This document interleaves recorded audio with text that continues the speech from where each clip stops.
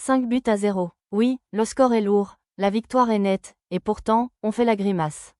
Les Lions de la Teranga ont enfin rugi dans cette compétition en écrasant l'Irak, mais le bilan comptable reste cruel. Le Sénégal pointe à la 3e place de sa poule avec seulement 3 points au compteur. Après les fiascos monumentaux contre la France et la Norvège, le destin ne nous appartient plus. On croise les doigts, on sort les calculatrices. Est-ce que ça va suffire pour arracher un billet pour les 32e de finale? On débriefe ça tout de suite. Bienvenue sur les 10 d'Afrique, 10 nations, 1 continent, 0 complexe. On va secouer ce mondial. Tout a basculé très vite. Certes, le Sénégal menait déjà, mais le vrai tournant survient dès la 13e minute. L'inusable Sadio Mané s'échappe en position de dernier attaquant. Le défenseur irakien n'a pas le choix, il fait faute, carton rouge direct. L'Irak se retrouve à 10 contre 11 pendant près de 80 minutes. Dès cet instant, le match à sens unique s'est transformé en une véritable séance d'attaque-défense. Regardons de plus près cette chronologie qui redonne le sourire aux supporters. 4. Habib Diarra, 22 ans, le festival commence très tôt. Le jeune milieu de terrain montre la voie dès la 4e minute de jeu.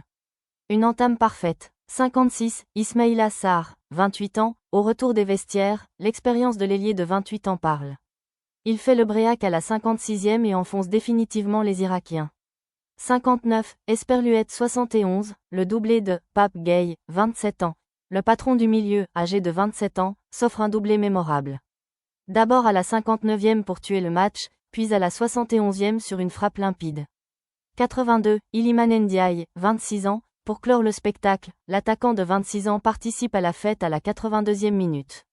5-0 score final. La moyenne d'âge des buteurs est de 25,7 ans, une jeunesse triomphante qui s'est réveillée. Les chiffres parlent d'eux-mêmes. 68% de possession pour les Lions contre seulement 32% pour l'Irak. Le Sénégal a pilonné la cage adverse avec 22 tirs dont 14 cadrés, tandis que les Irakiens, réduits à 10, n'ont pu cadrer qu'une seule petite frappe de tout le match. Un match parfait sur le papier, mais qui laisse d'énormes regrets. Pourquoi avoir attendu d'être dos au mur pour jouer à ce niveau? Maintenant, il faut prier pour faire partie des meilleurs 3e et espérer ce ticket pour les 32e de finale. Donnez-moi vos avis en commentaire. Est-ce que vous croyez encore à la qualification des Lions?